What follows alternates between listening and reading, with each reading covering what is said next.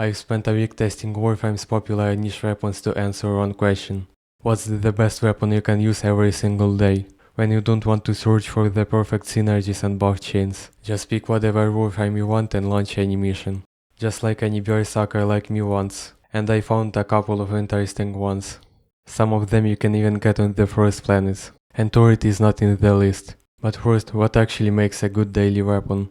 The main thing that it should do, as you might know, is to kill enemies. And in Warframe you need to kill hilarious amount of them. I'd say billions. That means that this weapon has to be multi-target. And the most suitable types of weapons are beam like turret and AoE like Kuva Brahma. The second criteria is that they should be easy to use on any daily mission. Like captures, defenses, steel path, icon hunt, net ourselves, deep Archimedia and so on. The third criteria, weapons should be Warframe independent.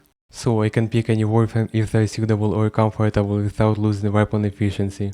And the last one, weapons should have additional features that may help with missions.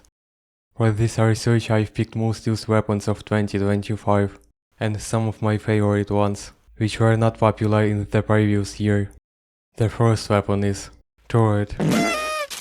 Actually, it's a decent and comfortable weapon for the late steel path, but for the normal mode it has a critical disadvantage. It's a beam type weapon, means you have to snipe enemies to deal damage. It causes a few problems. First, you have to waste some time to aim on enemy.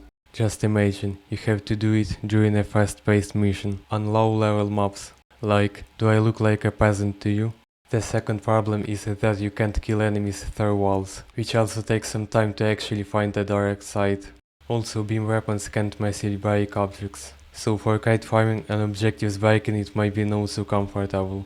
These weapons always lose to AoE ones. For instance, it took me 3 minutes to finish a regular extermination solo with turret. It's ridiculously slower compared to weaker but AoE weapons. The same problem is shared with weapons like Nuker, Cyclone, Lexion and Atomus.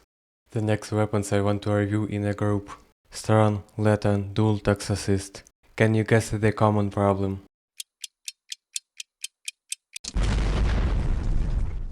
You're right, they are completely normal. Absolutely no problems with their genuinely not annoying charging, which requires to land only 40 headshots on the normal path. Okay, let's move next. Occupy. This legend was top 1 secondary weapon by kills last year. It has great status and solid critical chances, a decent fire rate especially for a beam weapon, and a nearly perfect Ivan disposition.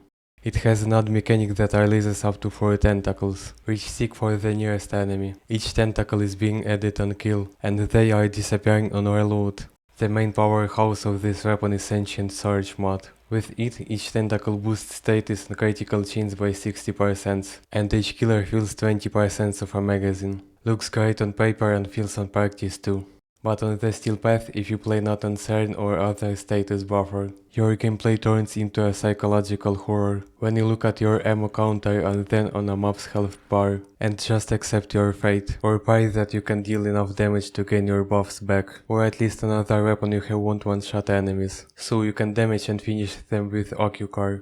The next weapon was meta before the most of the Roblox community were born, the Tonker. If you played in 2017 you'll probably drop that tier, but for newcomers. It was one of the first AoE meta weapons in the game. Its damage and radius were so good that other weapons were pointless compared to it. It's funny to remember as the Tonker barely killed 70 level mobs those days. Also there was a mechanic that AoE weapons could deal damage to your Warframe, and some genius used it to boost Korma's Rex armor. That tactic was primarily used to speedrun Eidolon Hunt. But let's return to modern time. Now it got a big brother, Kuva Tonker. It got overall better stats and guess what? Now it performs at the similar level as it performed 10 years ago. I was satisfied with its ability to clear hordes of enemies on the steel path. If only it had a bigger radius or clip, it would be a perfect weapon. Prema and Ogress, two weapons which violate international laws. First one is a cluster munition bow, and I'm fond of its sound design.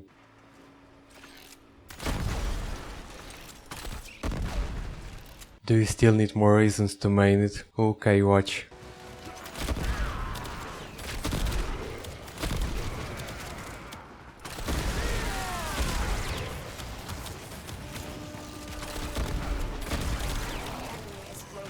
Well done. Now get to extraction. The second gun is a grenade launcher. It has lower damage, but with the mod Nade Watch Napalm, it creates areas which constantly damages enemies in them, and it's pretty useful for farming reputations and defenses, as you can spawn camp shield generators and other mobs, which cannot be killed with skills, but I don't recommend to use it without damage buffs. Now let's talk about the downside of these weapons. Their ammo economy is worse than Armenian one under the Soviet occupation. On missions with low mob density, these guns are useless. The weapon without all of these downsides is the Spore Laser.